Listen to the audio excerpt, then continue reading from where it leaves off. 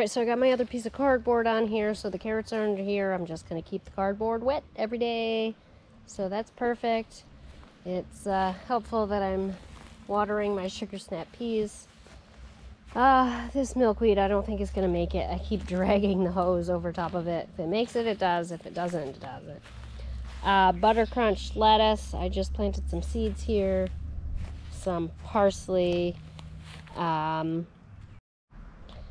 I guess I don't have any spinach seeds. My husband eats a lot of spinach, so I was going to plant a whole bunch. So I'm going to put that here in the dry spot. And the sugar snap peas are coming up pretty good on this side too. So that's really good. And this is my old asparagus spot. Look at the size of these suckers. And you know what I've been doing? Because I moved my asparagus over there.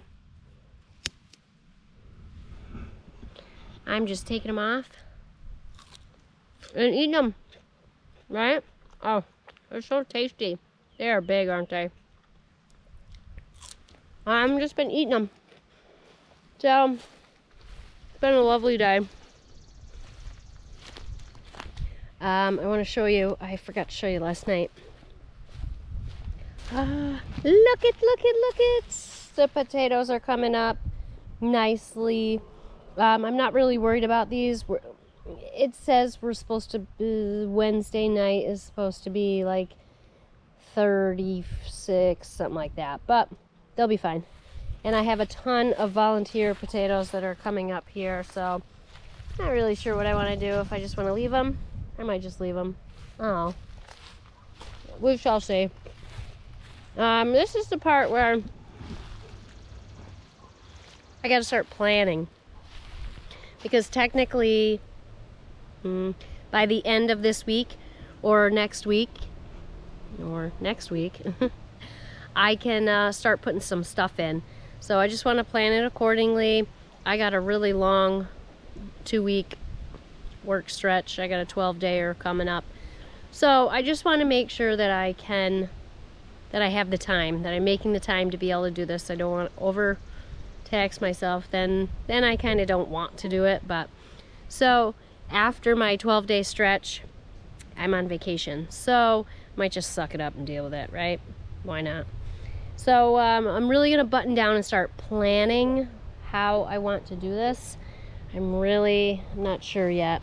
I definitely need to put my Brussels sprouts in a spot where I can put a little fence around them come fall time, because the Brussels actually taste better if you let them have like 1 or 2 hard frosts, or even let them go until the snow starts flying.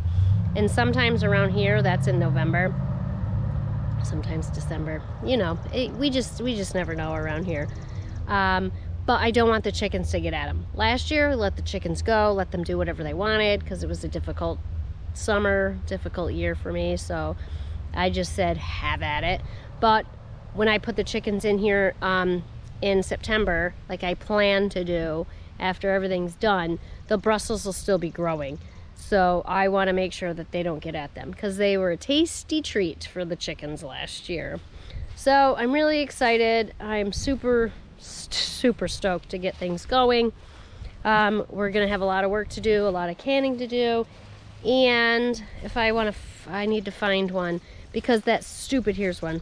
That stupid plant, I looked it up. I found out what it is. It's a common thistle, creeping thistle. That's what it is, creeping thistle.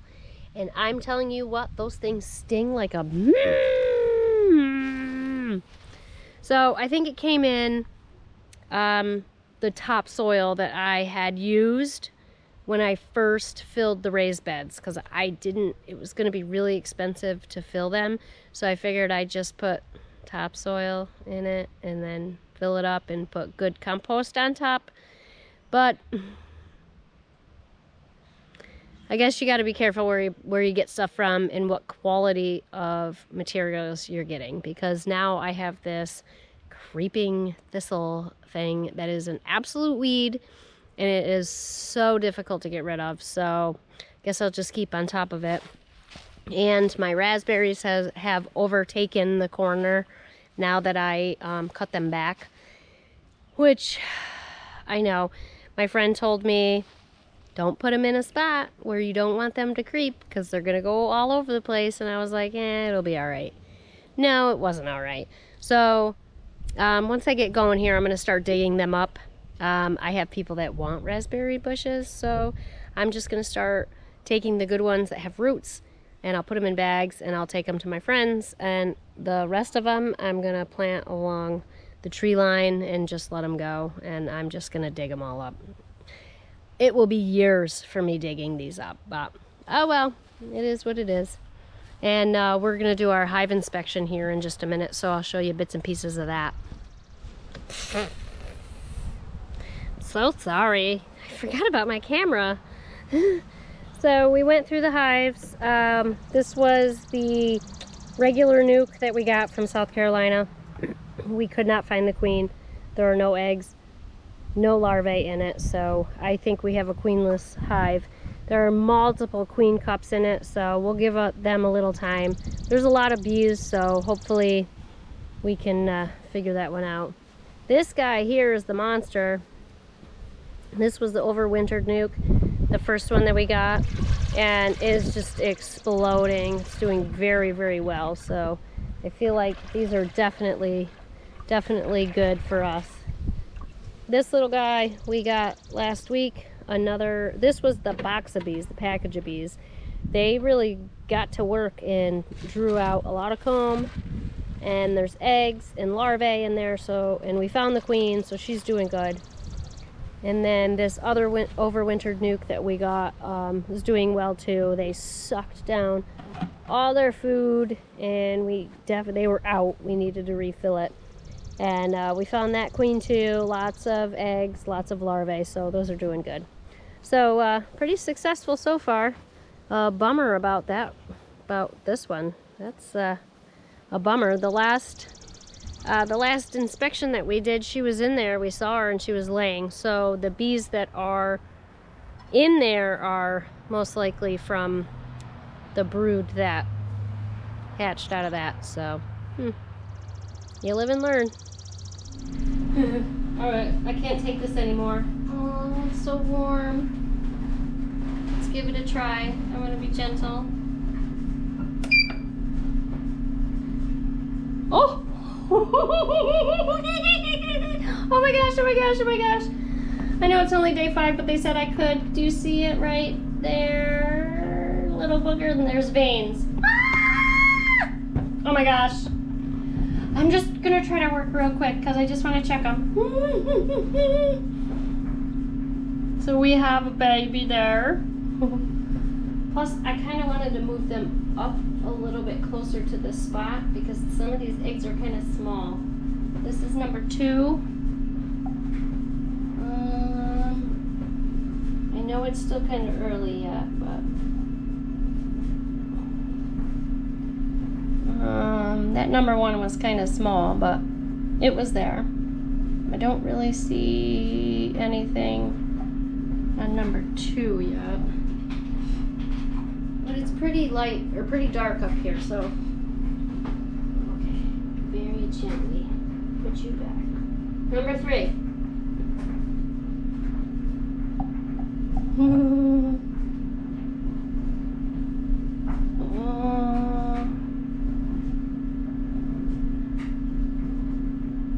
Oh, there it is. I see veins. Can you see them?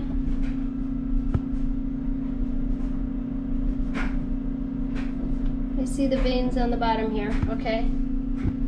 So we definitely have 2. Be very gentle. Number 4.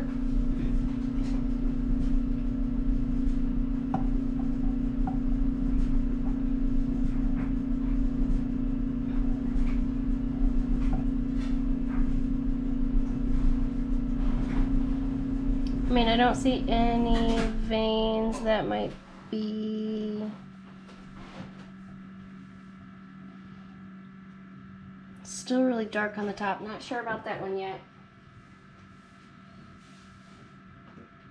Number 5, number 5, number 5.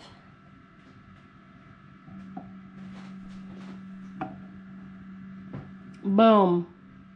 There we go. I see the little spiders. Right there. Woohoo! Well, you know where I said that night that was supposed to potentially be close to freezing or at freezing or might get one more frost? Well, we did. We got it. We got that frost, and it ended up being colder than I thought. So these are the things that I guess I really need to pay attention to. I mean, like these potatoes, yeah, they'll come back. They'll be a little stunted. They'll come back. But, you know, I kind of forgot that I had, like, the grapevines were growing and stuff. And, you know, I kind of forgot about these things. So I guess I should pay a little bit more attention. So, I mean, in some of our areas end up being like 25 degrees. When I woke up the other morning, it was like 30. So, yeah, enough to have a frost. The fields behind my house had frost on the grass. And, well, that's too little too late. I have had a frost come through and take my potato plants before, and they've grown back. They'll kind of be a little frumpy here for a week or so, and then they'll grow again. Yeah, so maybe next time I will, you know, cover them up. But there's other spots, and I'll show you. Yeah, they are. They got bitten. But I mean, if you look at this, there's other growth coming up underneath it. This one probably emerged today. So, I mean, there is growth that's going to come around the parts that got frostbitten. Like, I should probably maybe go through and clip these off. They'll regrow. I guess I just didn't realize it was going to be all of them. Well, I mean, no, I shouldn't say that. I knew it was going to be all of them. But it sucks. Whatever. But what I didn't even come close to thinking about. See, I didn't even know this was this advanced. I didn't even look at this plant before this happened. So, yeah, this is my grapevine. It is no longer. Yeah, I don't really know. We'll see what happens. I mean, there's still, no, that's dewy dew. We'll see.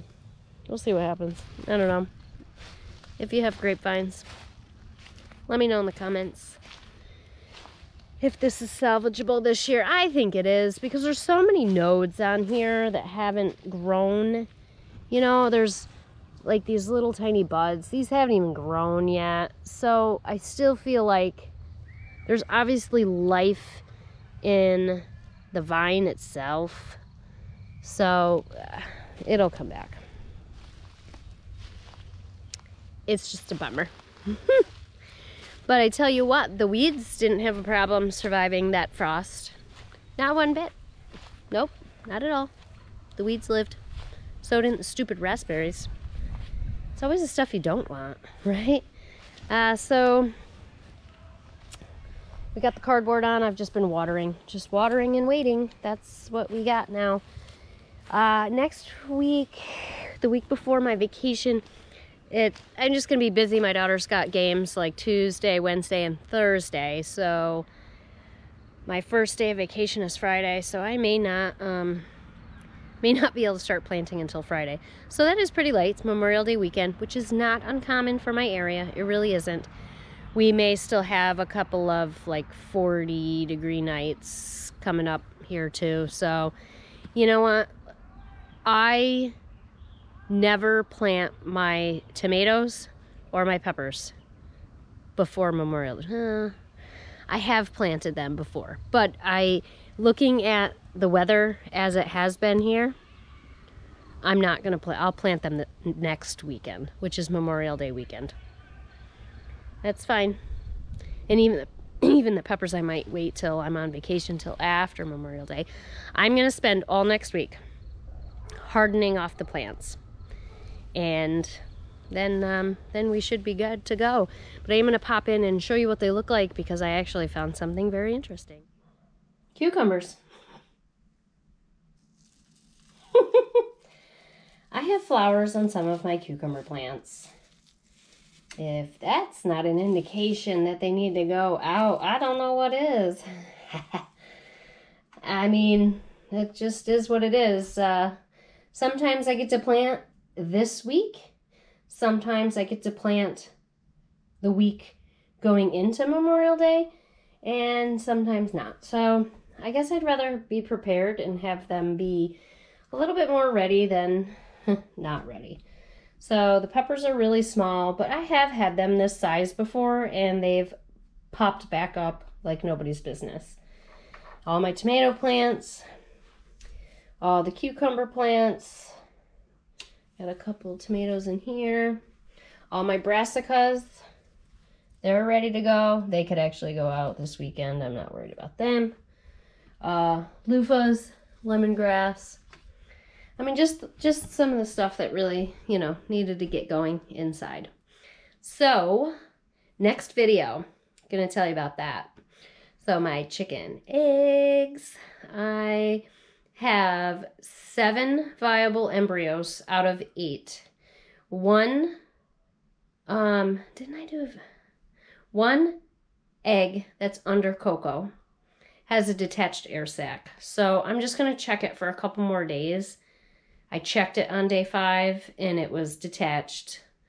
It's now day 10 and I'm gonna check it again in the next couple days. And if there's no embryo, I may discard that, because even if there was an embryo, a detached air sac doesn't really, let's see, you don't usually hatch out super healthy chicks. So, I mean, I feel like 7 out of 8 is really good. So stay tuned. I'm going to be in the dark. I got to wait for the darkness so I can get really good videos of the eggs. Actually, I saw one of the chickens moving the other day. Oh my gosh. I tell you what, this is so super enjoyable. So stay tuned for that next video. That's going to be cool. And as always, from my coop to yours, thank you for growing with me so I can grow with you.